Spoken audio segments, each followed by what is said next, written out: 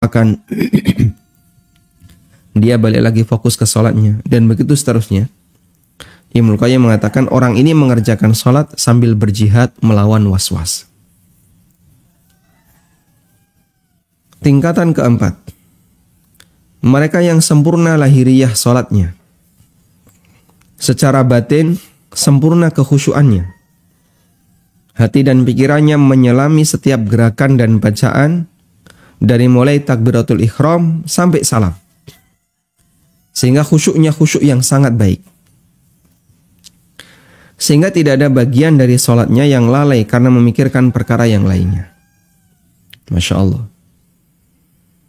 Ini dimasukkan oleh Ibnu Qayyim dalam tingkatan yang keempat, artinya belum puncak. Orang yang lahiriahnya sempurna, dia kerjakan syarat, rukun dan wajibnya, bahkan dia kerjakan sunnah-sunnahnya dengan baik. Pikirannya juga sudah fokus memikirkan bagaimana bergerak sesuai sunnah Nabi SAW. Kemudian merenungkan gerakan seperti ini, kami berada di hadapan Allah. Lalu dia membaca dan dia renungkan bacaannya. Tapi itu belum pada tingkatan yang tertinggi. Lalu beliau sebutkan tingkatan yang tertinggi, level tertinggi. Seperti apakah itu? Yaitu sholat yang mampu membuat pelakunya serasa meletakkan hati dan pikirannya di hadapan Allah Azza wa Jalla yang Maha Agung. Perasaan seolah-olah dia benar-benar sedang menghadap Allah. Bahkan sampai dia telah meninggalkan raganya. Seolah-olah dia itu sudah tidak ada di dunia, sudah tidak lagi berada di dunia. Dirinya hanyut bermunajat dengan Rabb-Nya yang Maha Rahman. Sehingga ketika dia sholat, betul-betul suasana yang ada di sekitarnya sudah tidak lagi mengganggunya. Inilah tingkatan yang tertinggi, di mana orang ketika menghadirkan perasaannya itu sangat kuat berada di hadapan Allah, dia beribadah seolah-olah melihat Allah Subhanahu wa taala. Kemudian Ibnu Qayyim rahimahullah memberikan komentar atas 4-5 keadaan di atas. Beliau mengatakan fal qismul awwal muaqab. Untuk jenis yang pertama dia akan dihukum, yaitu orang yang mengerjakan salat namun tidak sempurna bagian lahiriahnya. Syaratnya tidak sempurna. Mengerjakan rukunnya ada yang dikurangi. Kadang wajib sholatnya ada yang ditinggalkan. Maka orang seperti ini mu'aqabun, dia akan dihukum. Dan itu sejalan dengan firman Allah Ta'ala, fawailul lil musallin alladzina hum an salatihim sahun. Celakalah orang-orang yang sholat, yaitu orang yang melalaikan sholatnya. Wathani muhasab. Sementara yang kedua muhasabun, dia dihitung, dihisab. Yaitu yang lahiriahnya sudah bagus, tapi ketika sholat pikirannya lepas. Ini termasuk orang yang muhasab. Makanya sekali lagi, kita ketika ibadah tidak hanya dihisab oleh Allah bagian lahiriah saja, namun Allah juga akan menghisab bagian batin. Sehingga kalau batinnya hilang ketika orang sedang salat, maka dia akan dihisab oleh Allah Ta'ala, artinya akan ditimbang. Mana yang lebih bagus, yang lebih dominan antara kebaikan salatnya ataukah hilangnya batin ketika dia salat. Watsalits, orang yang ketiga, lahiriahnya bagus, namun batinnya berusaha untuk melawan was-was setan. Kadang hilang, dia kembalikan lagi, hilang, dia kembalikan lagi. Kata Ibnu Qayyim, watsalitsu mukaffarun anhu. Orang yang ketiga, salatnya itu akan dijadikan sebagai kafarah, sehingga salatnya bisa menebus kesalahannya, menebus kekurangannya. Artinya bisa jadi ketika kekurangannya banyak, maka sholatnya memenuhi atau menutupi kekurangannya, tapi dia nggak punya kelebihan dari situ. Nggak punya kelebihan maksudnya gimana Pak? Ya bisa jadi dia nggak ada nilai pahalanya kalau ternyata kekurangannya banyak. Warabi yang keempat, musabun, orang yang dapat pahala. Dia salat, lahiriahnya sempurna, batinnya juga diarahkan untuk fokus memikirkan salat. Sehingga dia la yuhaddits fi salatihi nafsah. Dia enggak ngobrol dengan jiwanya ketika dia sedang salat. Kata Ibnu Qayyim, inilah orang yang musab, orang yang mendapatkan pahala dari salatnya. Namun itu belum tingkatan yang tertinggi. Wal khamisu muqarrabun. Yang kelima, itulah yang tingkatan yang tertinggi. Muqarrabun min rabbih. Dialah orang yang didekatkan dengan Rabbnya. Orang yang mendekat kepada Rabbnya. Li'anna lahu nasiban mimman ju'ilat qurratu ainihi fis salah. Inilah orang yang salatnya menjadi penenang jiwanya. Faman qarrat ainuhu bis salatihi fid dunya, qarrat ainuhu bi qurbihi min rabbih azza wa jalla fil akhirah. Orang seperti inilah orang yang salatnya bisa menjadi penenang jiwanya. Lalu beliau mengatakan, siapa yang ketika di dunia salatnya bisa menjadi penenang jiwanya, maka dia akan mendapatkan ketenangan ketika dekat dengan Rabb-nya di hari kiamat. Masya Allah. Sehingga dia ketika sholat itu betah sekali. Rasanya nyaman sekali. Dia kerasan ketika sholat. Sekali lagi, dulu pernah kita sampaikan ya.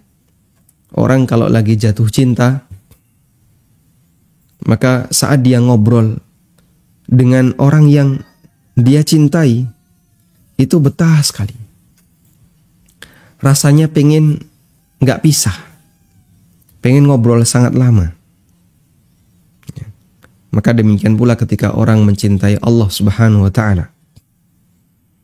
Ketika jatuh cintanya luar biasa, dia sangat mencintai Allah, maka ketika dia bermunajat kepada Allah Subhanahu wa ta'ala, dia akan sangat betah untuk bermunajat dengan Allah. Nah, seperti Nabi SAW, beliau mengatakan, wa ju'ilat qurratu aini fis shalah. Ketenangan hatiku itu dijadikan oleh Allah Subhanahu wa ta'ala ketika salat. Nah, sekarang kita akan lihat bagaimana contoh salat level yang kelima. Mereka menghadirkan hatinya di hadapan Allah, menggapai tingkatan kekhusyuan yang paling tinggi, sehingga dia bisa menikmati salatnya. Kita akan lihat beberapa contoh. Dan yang saya ambil contoh di sini bukanlah nabi, tapi manusia biasa. Ya, meskipun mereka orang-orang hebat, derajat sahabat. Artinya, ketika itu bukan nabi, masih sangat mungkin untuk ditiru oleh orang generasi setelahnya. Kalau nabi, mungkin orang berkomentar, itu kan nabi yang tidak mungkin bisa ditiru oleh orang lain. Baik, sekarang kita baca yang bukan nabi. Pertama, kejadian seorang sahabat yang dipanah 3 kali, namun beliau tidak membatalkan sholat. Ada seorang sahabat yang bernama Abbad bin Bishr radhiyallahu anhu. Pada peristiwa perang Dzatur Riqa, pasukan Nabi SAW mendapatkan kemenangan. Sehingga beliau pulang membawa ghanimah dan tawanan. Salah satu di antara tawanan itu adalah seorang wanita, istri salah seorang musyrik yang berhasil melarikan diri ketika perang. Ketika pasukan Nabi SAW melakukan perjalanan kembali ke Madinah,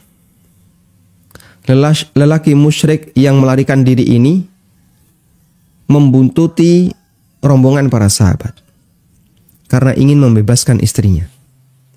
Tibalah waktu malam, mereka harus beristirahat. Nabi SAW bertanya kepada para sahabat, "May yuhrisuna fi lailatina hadhihi?" Siapa yang sanggup berjaga di malam ini? Majulah Abbad bin Bishr dan Ammar bin Yasir radhiyallahu anhuma. beliau mengajukan diri. Kami siap ya Rasulullah.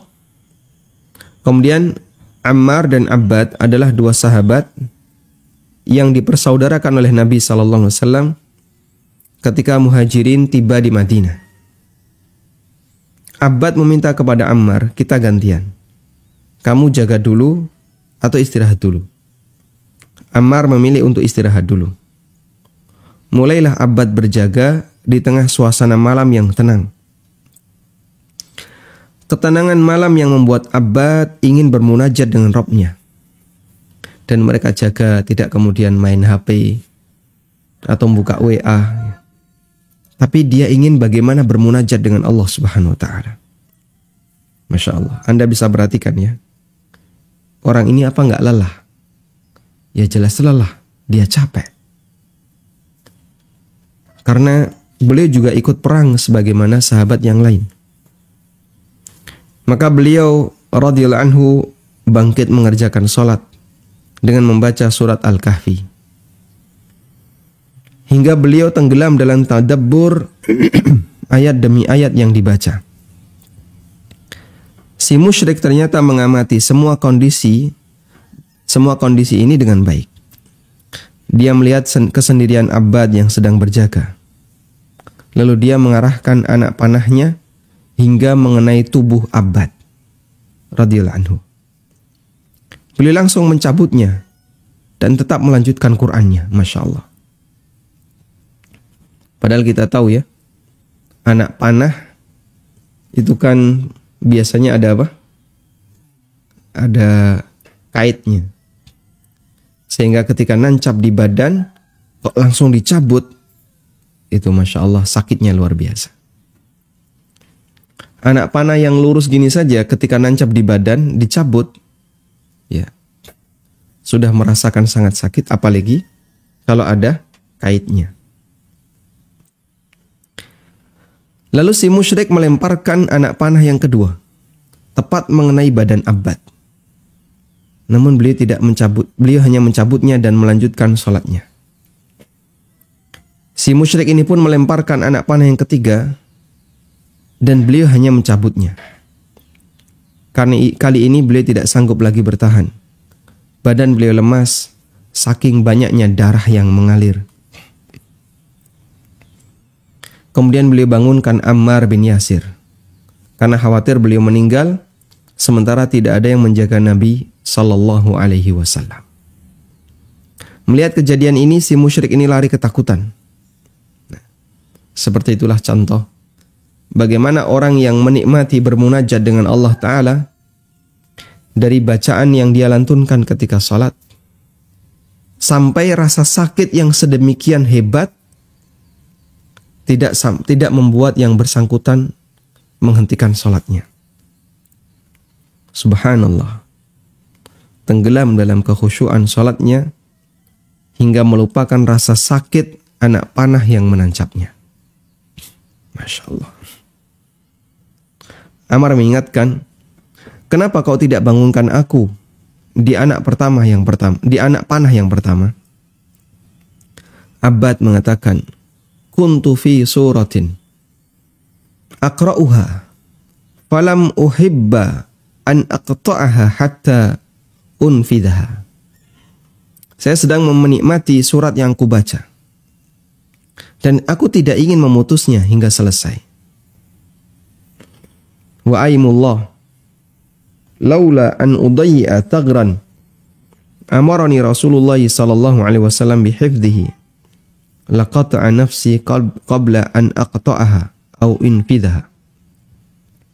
Demi Allah, andaikan bukan karena khawatir aku meninggalkan tugas jaga yang Rasulullah sallallahu alaihi wasallam perintahkan, maka aku rela mati sebelum menyelesaikan bacaan ayat ini. Sehingga beliau berharap pada saat sholat dipanah berkali-kali, andaikan mati dalam kondisi sholat, mati dalam kondisi membaca beberapa ayat Al-Quran. Dan beliau khawatir nanti kalau beliau mati, sementara yang lain semuanya tertidur, nggak ada yang menjaga Rasulullah Sallallahu Alaihi Wasallam. Tayyib. Ini salah satu di antara kekhusyuan sahabat Abbad dan bagaimana cara beliau menikmati salatnya, sehingga ketika beliau salat berkali-kali senjata itu menancap pada badannya, beliau tidak mau memutus bacaan salatnya. Selanjutnya kita beralih ke manusia yang kedua. Sahabat Abdullah bin Zubair, cucu Abu Bakar As-Siddiq radhiyallahu anhu, sangat terkenal dengan kekhusyuannya ketika salat. Beliau tetap bersujud meskipun meriam mengarah kepadanya. Di sini bukan meriam yang menggunakan mesiu ya, tapi manjanik yang dikasih batu, ketapel besar dikasih batu yang sudah dibakar. Pada peristiwa penyerangan Masjidil Haram, Hajjaj bin Yusuf Ats-Tsaqafi menyiapkan manjanik, ketapel besar seperti meriam batu. Ketika itu sahabat Abdullah bin Zubair tengah melaksanakan sholat di Masjidil Haram. Syekhul Islam rahimahullah mengatakan,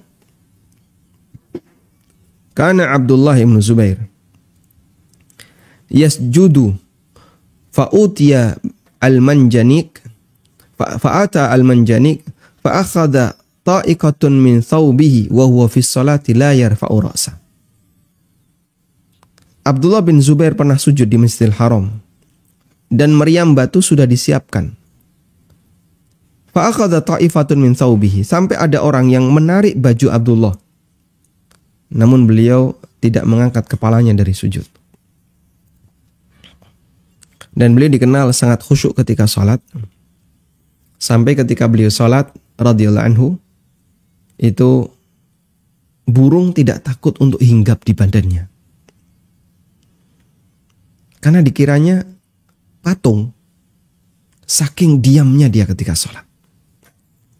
Dikiranya patung, dan ketika sholat fokus, sehingga apapun yang ada di kanan kirinya itu tidak terasa. Tayyib. Dan itu pernah dialami oleh sahabat Abdullah bin Zubair radhiyallahu anhu. Nah, dan peristiwa ini yang disampaikan oleh Syekhul Islam, ini peristiwa tentang penyerangan Hajjaj bin Yusuf. Karena Abdullah bin Zubair ketika itu dibaiat oleh penduduk Hijaz, Mekah dan Madinah untuk dijadikan sebagai khalifah. Tapi di saat yang sama ada Yazid bin Muawiyah yang menjadi khalifah, tapi pusatnya di Syam. Lalu terjadilah seperti apa yang terjadi, dan Hajjaj bin Yusuf Ats-Tsaqafi, dia membunuh Abdullah bin Zubair dengan alasan ini adalah sebagai lawan dari kerajaan yang ada di Syam. Nah, sejarahnya cukup ma'ruf, disampaikan oleh para ulama terkait kekhalifahan Yazid bin Muawiyah dan Abdullah bin Zubair. Sekarang kita akan lanjutkan ke kasus berikutnya. Kejadian yang dialami oleh ulama tabi'in yang bernama Muslim bin Yasar rahimahullah. Beliau wafat tahun 100 Hijriah. Dikisahkan oleh Az-Zahabi, Kana Muslim bin Yasar idza shalla ka'annahu thawbun mulqah. Wa kana yaqulu li ahlihi idza dakhala fi sholati tahaddatsu falastu asma'u haditsakum wa dzikra annahu waqa'a harikun fi darihi wa huwa yusalli falamma dzukira lahu qala ma sya'artu. Kata Az-Zahabi, Muslim bin Yasar ketika salat keadaannya itu seperti baju yang digantung. Jadi dia diam saja. Wa kana yaqulu li ahlihi, beliau pernah mengatakan kepada istrinya sebelum memulai salat, tahaddatsu, silakan kau ngobrol. Tahaddatsu, silakan kau ngobrol. Falastu asma'u haditsakum, aku nggak dengar obrolan kalian. Padahal beliau ada di dekatnya. Istrinya mungkin ngobrol dengan anaknya, mungkin ada tetangganya yang main. Muslim bin Yasar ada di situ, tapi Muslim bin Yasar mengatakan, aku nggak dengar obrolan kalian. Wa dzukira, dan disebutkan, diceritakan bahwa terjadi kebakaran. Waqa'a harik, annahu waqa'a harik, terjadi kebakaran di rumahnya. Wa huwa yusalli, ketika itu Muslim bin Yasar sedang salat. Falamma dzukira, sehingga orang panik, lalu mereka bareng-bareng mematikan api. Sementara Muslim bin Yasar sedang salat. Falamma dzukira lahu, ketika diceritakan selesai salat, Muslim bin Yasar mengatakan, masya'artu, aku enggak merasakan ada apa-apa. Masya Allah. Dan itu bagian dari kekhusyuan Muslim bin Yasar. Nah, sehingga orang semacam ini tenggelam dalam kekhusyuannya sampai dia tidak merasakan suasana yang ada di kanan kirinya.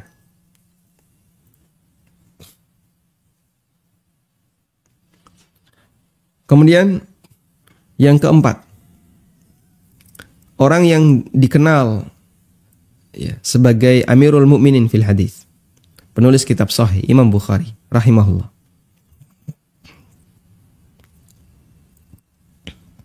Beliau pernah sholat dan ketika disengat tawon, beliau tetap bertahan. Diceritakan dalam Syiar A'lamin Nubala, wa kana al-Bukhari yusalli dzata yaumin aw dzata lailatin. Bukhari pernah sholat pada satu hari atau satu malam. Falasa'ahu az-zanbur 17 marratan.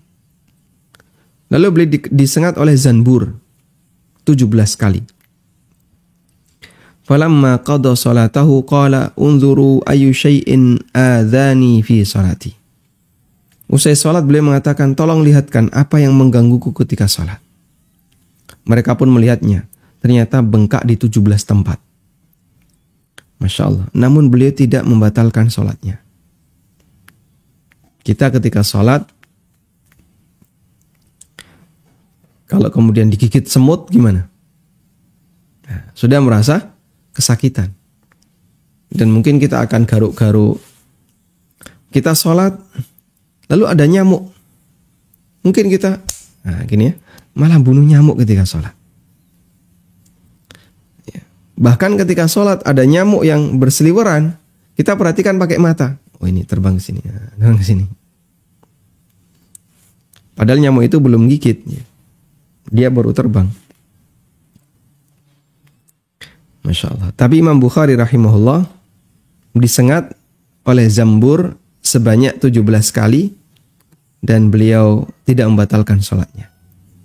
Ketika ditanya, kenapa kamu tadi tidak membatalkan sholatmu? Jawab Bukhari, kuntu fi suratin wa ahbabtu an utimmaha. Aku sedang menikmati surat tertentu dan aku ingin membacanya hingga selesai. Sehingga mereka bisa menikmati bacaan dalam salatnya, bermunajat dengan Allah Subhanahu wa taala. Sampai dalam kondisi semacam ini mereka merasa kayak tidak ada apa-apa. Karena dia sedang tenggelam dalam bacaan yang sedang dia nikmati. Kita lanjutkan. Dan kita mohon kepada Allah Subhanahu wa taala semoga Allah menyempurnakan kualitas khusyuk kita ketika salat. Kemudian kita akan bahas tentang mengamalkan sunnah yang beragam. Di antara praktek yang memudahkan kita untuk belajar khusyuk adalah mengamalkan sunnah yang beragam. Para ulama menyebut sunnah yang beragam ini dengan sebutan sunnatut tanawwu, sunnah tanawwu. Yaitu praktek amalan yang semuanya diajarkan oleh Nabi Sallallahu Alaihi Wasallam. Sunnah beragam atau sunnah tanawwu itu adalah praktek amalan atau bacaan yang semuanya diajarkan oleh Nabi Sallallahu Alaihi Wasallam. Sehingga misalnya untuk cara bersedekap ada beberapa cara. Cara mengangkat tangan juga ada beberapa cara. Ada yang setinggi pundak, ada yang setinggi telinga. Ketika misalnya apa? Ketika membaca doa iftitah, Nabi SAW mengajarkan banyak redaksi. Nah, semua itu disebut dengan sunnah tanawwu. Dalam ibadah salat ada banyak sekali sunnah yang beragam, baik yang bentuknya gerakan maupun bacaan. Sebagai contoh, mengangkat tangan ketika takbiratul ihram. Terkadang Nabi SAW mengangkat tangan setinggi pundak dan terkadang setinggi telinga. Keduanya berdasarkan riwayat yang sahih. Yang kedua, kesesuaian antara takbiratul ihram dengan mengangkat tangan.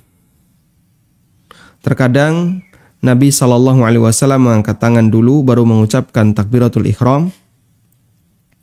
Terkadang beliau melakukan takbiratul ihram baru mengangkat kedua tangan dan terkadang bersamaan. Ketiga sunnah ini berdasarkan riwayat yang sahih. Sehingga kadang begini. Allahu Akbar. Bagaimana ini? Bersamaan. Terkadang lalu baru mengucapkan Allahu Akbar. Dan terkadang Allahu Akbar. Lalu baru mengangkat tangan. Sehingga ada 3 kombinasi antara takbiratul ihram dengan mengangkat tangan. Dan semuanya berdasarkan riwayat yang sahih. Ada banyak redaksi doa iftitah yang diajarkan Nabi SAW dengan perawi sahabat yang berbeda-beda.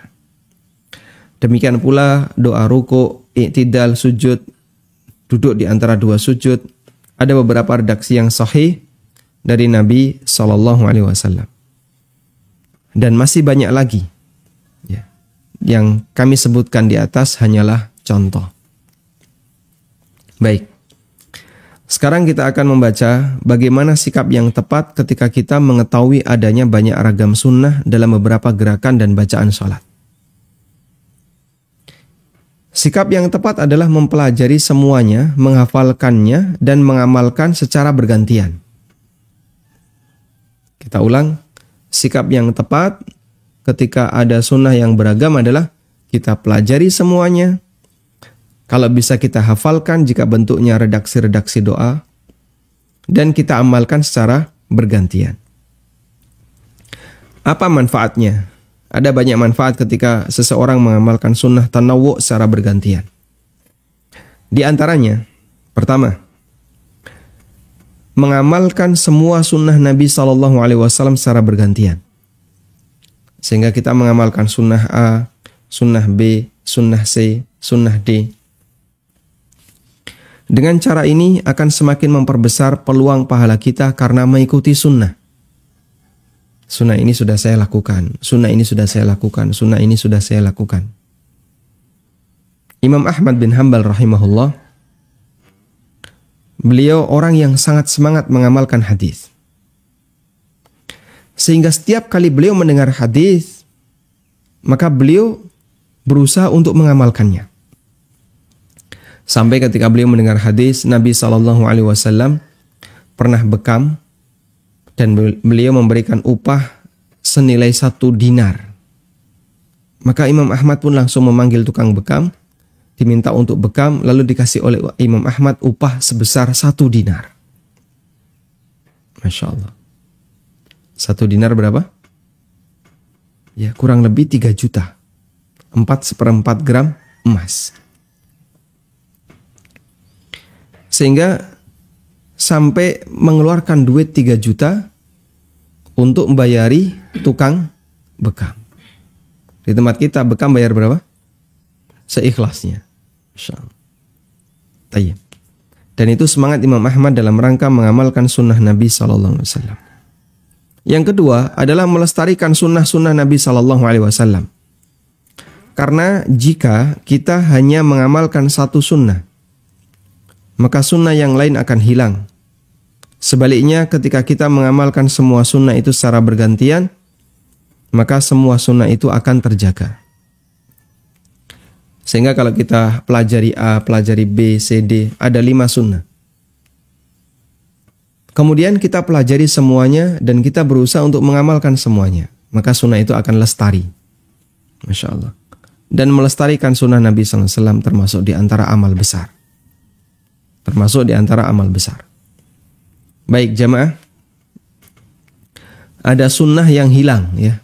Yaitu duduk ik'a ketika duduk di antara 2 sujud. Sangat jarang kita jumpai orang melakukan duduk ik'a ketika duduk di antara 2 sujud. Duduk ik'a itu kedua kaki dirapatkan dan dalam posisi berdiri. Lalu diduduki tumitnya. Dalam posisi kaki itu berdiri. Jarang kita jumpai di masyarakat orang yang duduk seperti ini ketika duduk di antara 2 sujud. Padahal itu pernah dilakukan oleh Nabi SAW. Yang ketiga, menghindari terjadinya gerakan otomatis ketika sholat. Kebiasaan dan rutinitas pada satu gerakan tertentu akan membuat gerakan itu terasa lebih spontan. Dan gerakan yang spontan mengurangi tingkat kesadaran. Kok bisa? Ya karena sudah spontan. Sehingga nggak pakai koordinasi dulu, tapi langsung seperti itu. Ya. Misalnya, setelah selesai baca Al-Fatihah, orang itu pasti apa? Ruku.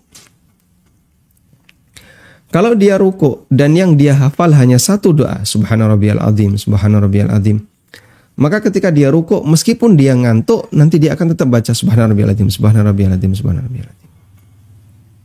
Karena gerakan yang dia lakukan lebih seperti gerakan otomatis, gerakan spontan.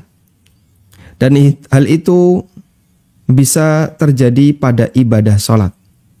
Ketika orang yang sholat hanya melakukan satu jenis gerakan dan bacaan saja, dan itu menjadi tata cara sholatnya dari kecil hingga dewasa, maka pada saat dia melakukan sholat, banyak gerakan yang dia lakukan hanya spontanitas.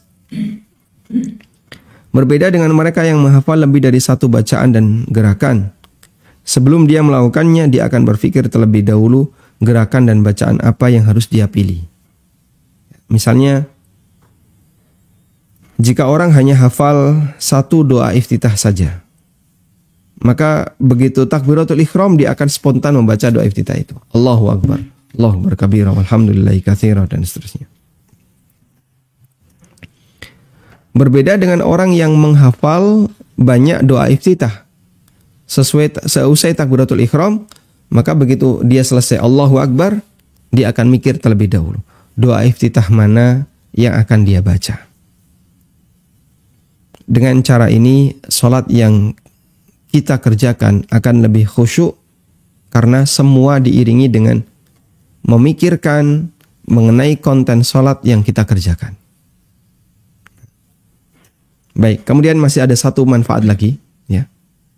Yang ini juga tidak kalah penting. Menghindari potensi fanatik golongan. Kalau Anda mengamalkan sunnah tanawwu, insya Allah ini nggak terjadi. Kurikulum pendidikan suatu ormas tertentu terkadang hanya mengadopsi salah satu jenis doa atau bacaan saja. Sementara doa dan bacaan yang lain kurang diperhatikan, sehingga sampai menjadi ciri khas. Di Indonesia ada 2 ormas besar, NU dan Muhammadiyah, memiliki kurikulum pelajaran agama yang berbeda. Termasuk perbedaannya adalah perbedaan redaksi doa dan dzikir yang dibaca ketika sholat. Sehingga ada istilah doa iftitah versi Muhammadiyah, doa iftitah versi NU, padahal semuanya diajarkan Nabi SAW. Makanya ketika kita ada orang yang sholat ya, lalu dia membaca Allahu Akbar kabira walhamdulillahi katsira wa subhanallahi bukrata wa asila, masyarakat langsung komentar apa? Ini sholatnya apa? NU. Atau saat dia tasyahud akhir dia membaca at-tahiyyatul mubarakatus shalawatut thayyibatu lillah, NU. Sebaliknya, kalau dia membaca Doa iftitah, Allahumma ba'id baini wa baina khatayaya kama ba'adta bainal masyriqi wal maghrib. Oh, ini salatnya Muhammadiyah. At-tahiyatu lillah wassalawatu wattayyibat. Assalamu alayka ayuhan nabi. Ini tahiyatnya Muhammadiyah. Masya Allah. Sejak kapan Nabi SAW mengajarkan salat Muhammadiyah, salat NU? Padahal semuanya adalah sunnah dari beliau Sallallahu Alaihi Wasallam. Maka rasanya akan sangat berbeda jika kita amalkan semua sunnah itu, akan lebih menghilangkan kesan fanatis pada golongan. Saya masih teringat ya, sebagian guru saya yang ada di ormas tertentu pernah tanya, kamu kalau baca doa iftitah baca apa? Lalu saya jawab seperti ini. Nah, kemudian sang guru mengatakan, bagus, lanjutkan yang itu, jangan yang lain. Di madrasah yang lain juga sama. Sehingga karena kurikulum itu mengerucut pada salah satu, lalu ormas yang lain punya kurikulum yang berbeda, akibatnya nanti sholatnya jadi seperti dua sholat yang berbeda. Padahal dua-duanya apa? Sunnah Nabi SAW. Baik. Di samping manfaat di atas, ada beberapa hikmah dengan adanya sunnah tanawu. Yang pertama, bahwa ibadah itu ibarat makanan bagi hati. Dan ketika kita makan, kita tidak hanya butuh satu jenis makanan, namun kita butuh aneka jenis nutrisi. Sehingga kita butuh nasi, kita butuh tahu tempe, kita butuh sayur, butuh kecap, butuh pedes-pedes, dan seterusnya. Nah, akan terasa lebih nikmat ketika apa? Tidak seragam. Coba, kalau yang kita makan tiap hari cuma nasi saja, maka mungkin nilai kenikmatannya tidak sama dengan ketika kita makan nasi campur sate, campur tempe, campur kerupuk, dan seterusnya. Yang kedua, bahwa sunnah tanawu merupakan bagian dari kemudahan syariat, sehingga hamba tidak menjadi bosan ketika melakukan ibadah secara bergantian. Maka kadang dia melakukan ruku dengan doa seperti A, doa versi B, doa versi C, dan seterusnya. Wallahu ta'ala alam. Walhamdulillahirabbil alamin. Dan insyaallah kita akan baca lanjutannya tentang macam-macam sunnah tanawu dan aneka doa ruku dan sujud apakah bisa digabungkan. Akan kita bahas di pertemuan berikutnya insyaallah taala. Wassallallahu ala nabiyyina Muhammadin wa ala alihi wa sahbihi wasallam. Wa akhiru da'wana alhamdulillahirabbil alamin. Salurkan donasi Anda. Tidak ada satupun di antara sahabat Nabi Sallallahu Alaihi Wasallam yang punya kemampuan kecuali mereka wakaf untuk pembangunan SDTQ MIPS melalui rekening Bank Syariah Mandiri, kode bank 451, nomor rekening 7441049999 atas nama Yayasan Amal Abadi Indonesia. Info donasi 082 12345 7441. Semoga Allah Subhanahu wa taala memberikan keberkahan dan kemudahan. Wassallallahu ala nabiyyina Muhammadin wa ala alihi wa sahbihi wasallam. Wa akhiru da'wana alhamdulillahirabbil alamin. Wassalamualaikum.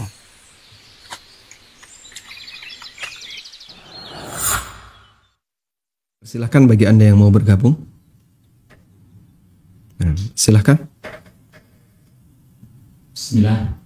Izin bertanya Ustadz. Bagaimana sholat Nabi Shallallahu Alaihi Wasallam sebelum beliau Isra Mi'raj? Bagaimana sholat Nabi Sallallahu Alaihi Wasallam sebelum beliau Isra Mi'raj? Pertama, ada dua hal yang perlu kita bedakan ya. Keberadaan sesuatu dan hakikat dari sesuatu. Baik. Ketika kita mendapatkan informasi ada sesuatu, tapi kita tidak mendapatkan informasi tentang bagaimana hakikat sesuatu itu, maka kita imani keberadaannya, sementara hakikatnya kita kembalikan kepada ilmu Allah Subhanahu wa taala, karena kita nggak tahu. Contohnya apa Pak? Banyak sekali ya. Perkara-perkara gaib yang Allah ceritakan atau diceritakan oleh Nabi SAW sangat banyak. Misalnya, kita mengimani keberadaan surga. Karena surga itu ada. Dan dalil tentang keberadaan surga sangat banyak. Sehingga kita wajib mengimani kalau surga itu ada. Tapi bagaimana detail surga? Kita cuma mendapatkan informasi sebagian. Namun detail yang lain kita nggak dapat informasi. Lalu bagaimana? Ya kita serahkan kepada ilmu Allah Subhanahu Wa Taala. Wallahu a'lam. Karena kita tidak tahu. Kita juga mengimani neraka. Neraka itu ada.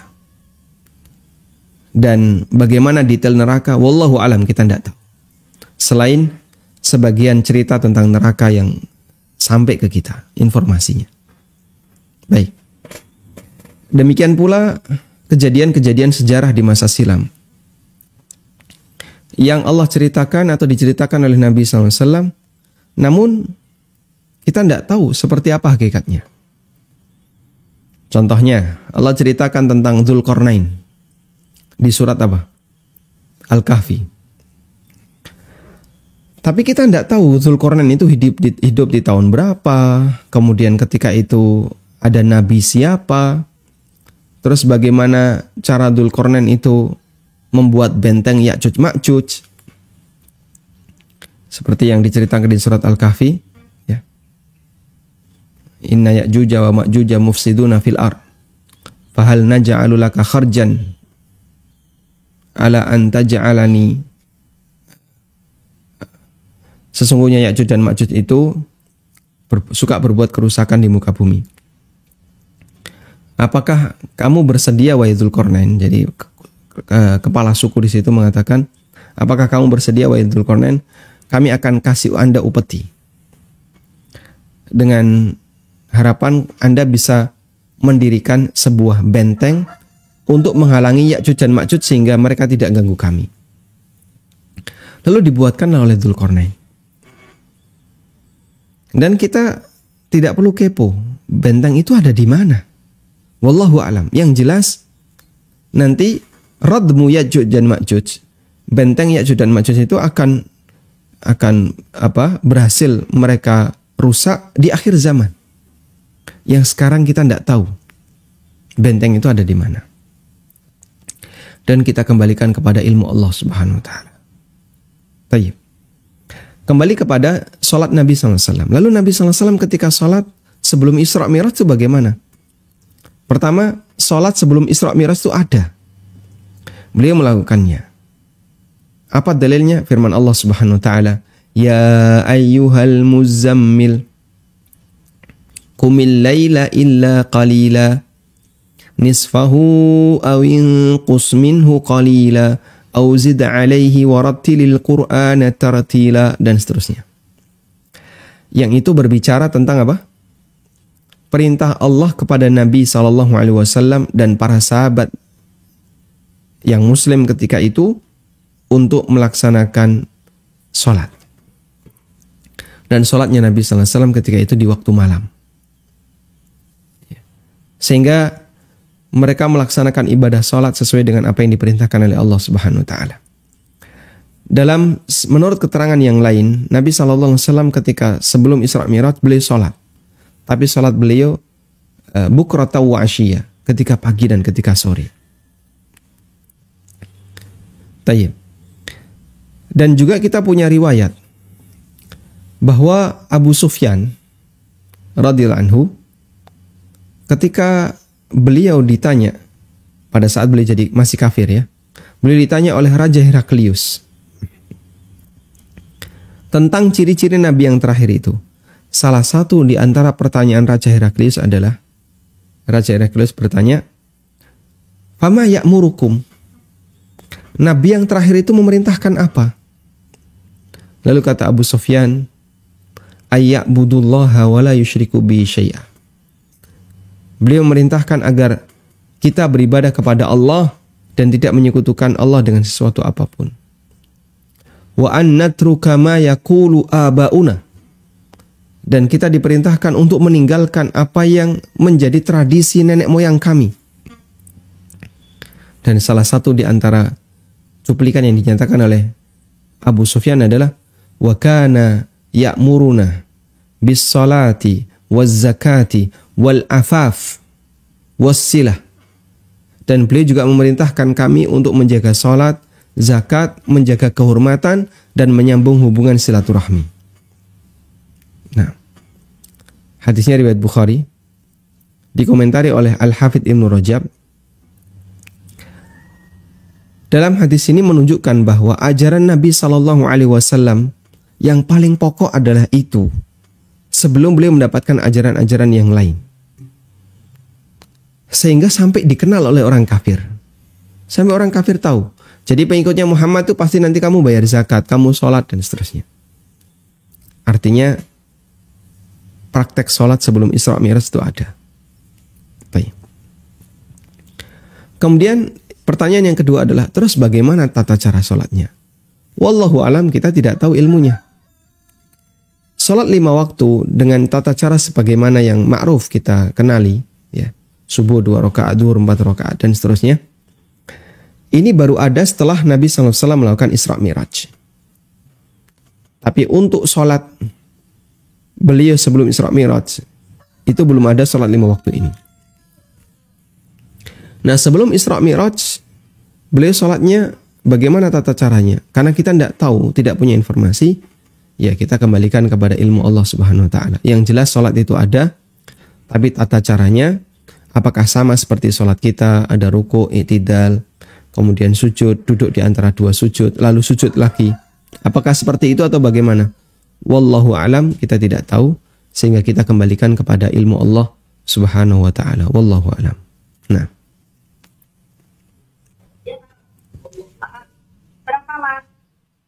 Silahkan, Anda sudah terhubung. Halo, assalamualaikum.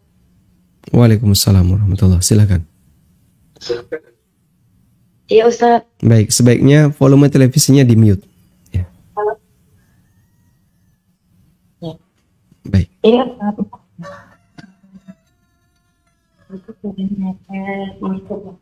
Bu ya. Mohon maaf Ibu, suaranya hilang. Anda bisa ulang atau cari posisi yang sinyalnya bagus. Ya, Ustaz. Baik. Jika kita witir masuk waktu subuh, sebaiknya akan pas aja atau nunggu pelaksanaan sebelum COVID atau setelah. Bisa ditangkap nggak? Putus Ibu, putus suaranya. Sebentar, Ustaz. Baik. Ini Ustaz, kalau kita sholat witir, tapi udah mau subuh,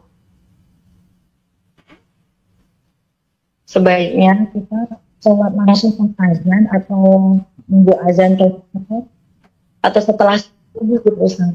Baik, cukup. Iya, syukur.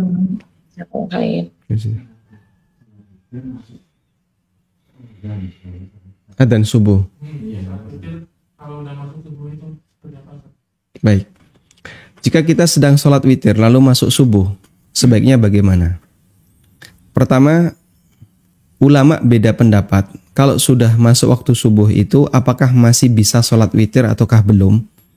Bagi orang yang belum sholat witir.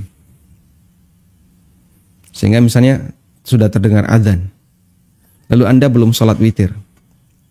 Apakah masih bisa sholat witir ataukah tidak? Ulama khilaf dalam masalah ini. Sebagian ada yang mengatakan masih bisa, dan sebagian ada yang mengatakan ya sudah tidak bisa, sudah habis waktunya. Dan itu hanya perbedaan pendapat dari sisi apakah masih bisa sholat ataukah tidak.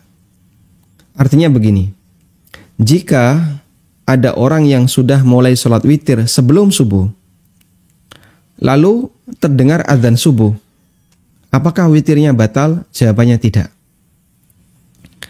Karena adzan subuh bukan pembatal sholat witir. Sehingga Anda bisa lanjutkan sholatnya sampai selesai sholat witir meskipun sudah terdengar adzan subuh. Baik, saya bicara ini dengan asumsi adzan subuhnya tepat waktu. Karena kan sekarang ada khilaf ya. Kalau menurut Muhammadiyah, sekarang itu kecepatan 10 menit. Sehingga adzan subuhnya seharusnya ditunda 10 menit lagi. Nah, namun apapun itu, dalam hal ini, ketika kita sholat, dan kemudian ketika kita sholat witir dan terdengar adzan subuh, maka insya Allah adzan subuh itu tidak membatalkan witir yang kita lakukan. Wallahu a'lam. Baik, silahkan. Assalamualaikum. Waalaikumsalam warahmatullahi. Ini mau nanya, saya tuh ada ditanya sahabat saya perkara apa namanya tuh sabar dan sholat, katanya sebagai penolong. Nah, saya itu memahami, mengerti untuk diri saya sendiri, tapi waktu menjelaskan ke beliau, saya kurang pandai. Nah, itu pemahaman seperti itu gimana ya? Pemahaman bahwasanya sholat sebagai apa namanya tuh, sholat itu sabar dan sholat sebagai penolongmu gitu. Baik, cukup. Nah, ada satu lagi Ustadz, kajian Ustadz yang beberapa hari lalu di siang hari yang saya nanya apa namanya itu itu loh, apa pengobatan untuk istri. Nah, itu kan saya dengar dari Ustadz, suami tidak wajib. Apa itu sebuah dalil yang memang harus dipraktekkan atau memang boleh dipraktekkan, boleh tidak gitu. Jadi ada sama teman itu berbeda pendapat. Itu bukan dalil katanya gitu. Jadi bukan suatu keharusan yang diikutin. Nah, saya kan nggak berani komentar soal itu karena saya belum paham. Makanya ini saya tanya ke Ustadz. Baik. Enggak, itu aja Ustadz. Jazakallahu khairan, barakallahu fiik. Nah. Assalamualaikum warahmatullahi wabarakatuh. Waalaikumsalam warahmatullahi wabarakatuh. Allah Subhanahu wa taala berfirman, "Wasta'inu bis-sholati." Allah mengatakan, mintalah pertolongan kalian dengan sholat. Kita coba bacakan teks ayatnya.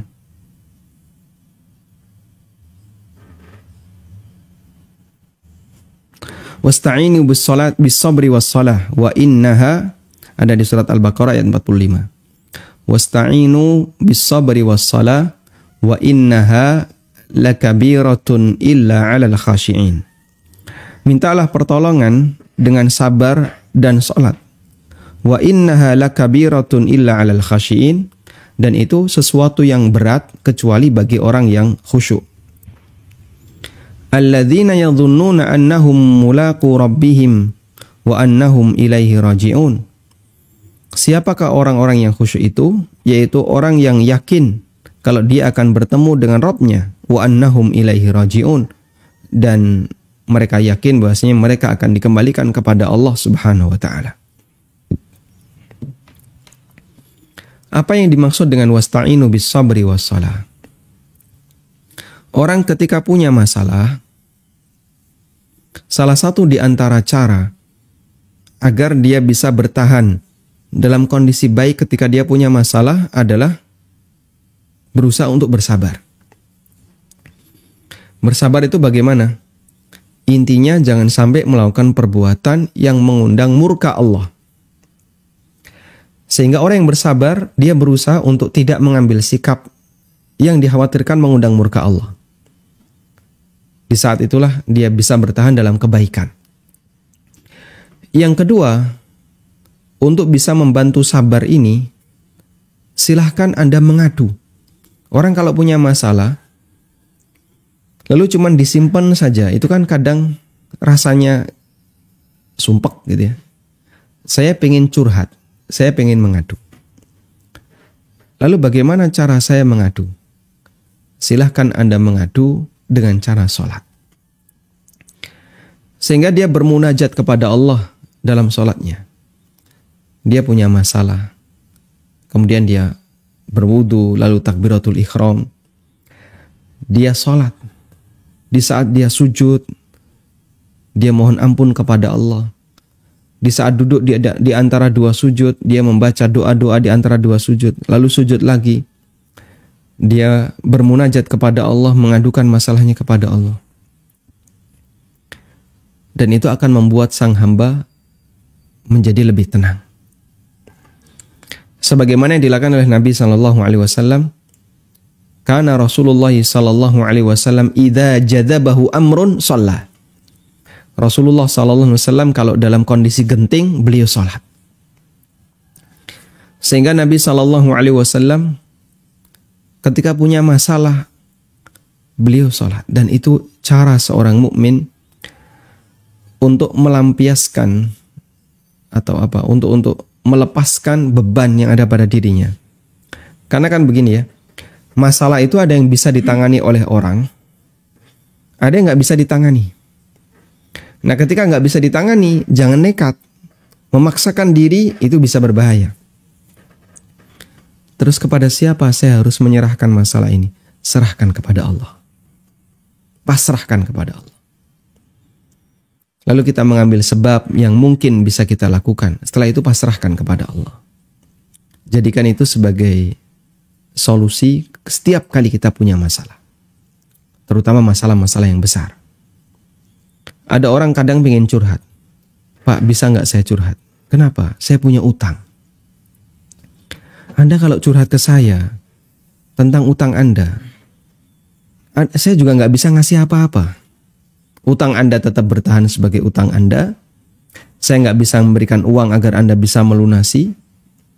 Saya nggak bisa ngasih solusi apapun karena utang Anda terikat dengan undang-undang dan aturan yang itu mungkin sangat berat untuk dihindari. Sehingga percuma saja kadang kita curhat kepada manusia yang dia nggak bisa ngapa-ngapain. Maka silahkan Anda bermunajat dengan Allah, curhat kepada Allah. Nah, kalau orang sudah curhat kepada Allah, lega rasa hatinya. Saya sudah curhat kepada Allah. Sudah, selanjutnya tawakal kepada Allah Subhanahu wa taala.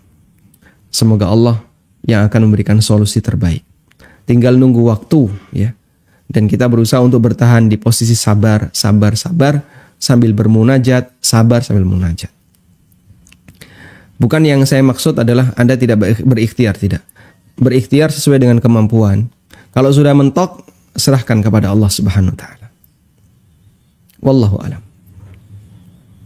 Kemudian untuk kasus yang kedua, ya, masalah pengobatan bagi istri, bahwa suami tidak wajib untuk memberikan biaya pengobatan bagi istri. Ini berdasarkan ijma' ulama. Tidak wajib itu tidak sama dengan dianjurkan. Itu dua hal yang berbeda. Apakah kamu wajib Apakah kamu harus naik motor? Ya tidak wajib. Tidak wajib bukan berarti dianjurkan untuk tidak naik motor, gitu ya. Ada banyak perkara mubah di sekitar kita yang semuanya tidak wajib. Kamu tidak wajib A, tidak wajib B, tidak wajib C. Tapi bukan berarti kamu dianjurkan untuk meninggalkan A, meninggalkan B, meninggalkan C. Itu dua hal yang berbeda. Karena itu, bagaimana status suami yang memberikan biaya pengobatan bagi istri? Ya berpahala. Dan dia mendapatkan pahala dari perbuatannya itu. Namun dia tidak itu bukan bagian dari kewajibannya. Ya, itu bukan bagian dari kewajibannya, sehingga dia mendapatkan pahala sunnah. Dia mendapatkan pahala berbuat baik kepada orang lain yang terdekat dengan dia karena satu rumah, yaitu istrinya. Sehingga dia mendapatkan pahala dari situ. Wallahu a'lam.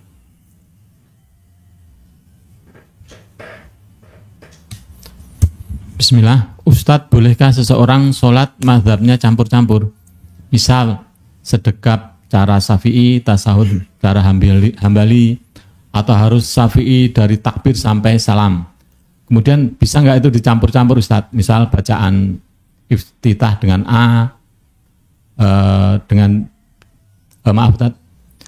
dengan bacaan-bacaan yang lain, misal sujud dengan versi A, kemudian sujud berikutnya versi B. Jazakallahu khairan Ustaz. Nah, sunnah itu ada dua ya.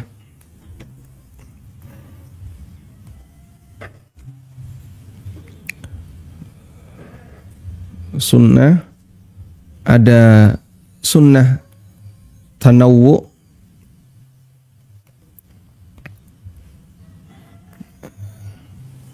kemudian yang kedua adalah sunnah yang sudah diganti. Apa ya?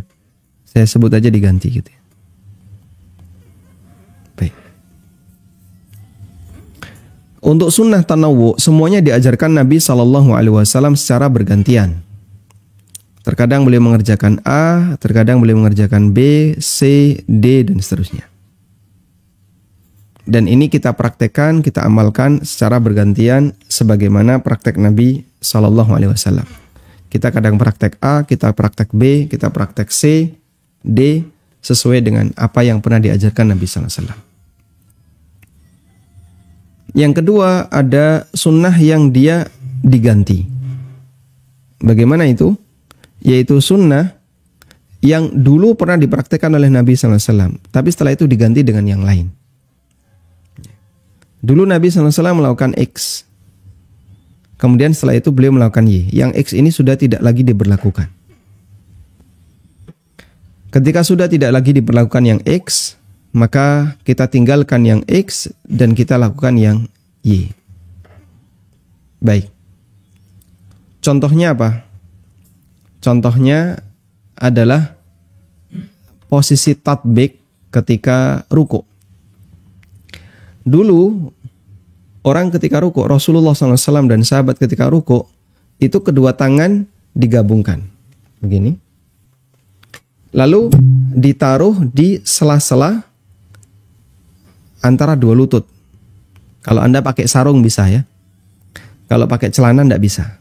Pakai sarung, pakai jubah itu bisa. Dia kedua tangan digabungkan, kemudian ditaruh di antara dua paha. Nah, itu yang dimaksud dengan posisi tatbik ketika ruku. Lalu itu dinasah dan tidak lagi diberlakukan.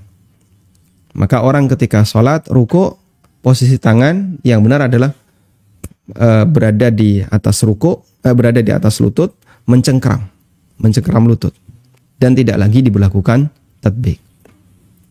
Tayyib. Kemudian dari sini masih meninggalkan khilaf. Kadang ada sebagian ulama yang mempertahankan ini. Kadang ada yang tidak mempertahankan. Nah, termasuk diantaranya adalah masalah kunut. Kunutnya Nabi SAW, ulama khilaf dalam memahaminya. Apakah ini termasuk di antara sunnah tanawwu ataukah dia sudah diganti?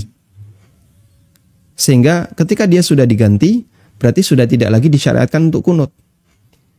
Misalnya, untuk kunut subuh, itu sebenarnya kunut nazilah. Beliau kunut karena ada masalah. Lalu beliau tinggalkan. Kemudian sebagian ulama berpendapat, maka ketika subuh tidak dianjurkan untuk kunut. Ada yang mengatakan, oh tidak, beliau kunut sampai beliau meninggal dunia. Berdasarkan satu riwayat. Ya. Dan khilaf di antara para ulama terkait riwayat itu sahih ataukah tidak. Lalu dia mengatakan bahwasanya kunut harus ada dalam setiap sholat subuh. Dan ada yang mengatakan itu bergantian, sehingga mau kunut silahkan, nggak kunut juga silahkan. Sebagaimana witir. Boleh kunut, boleh tidak kunut.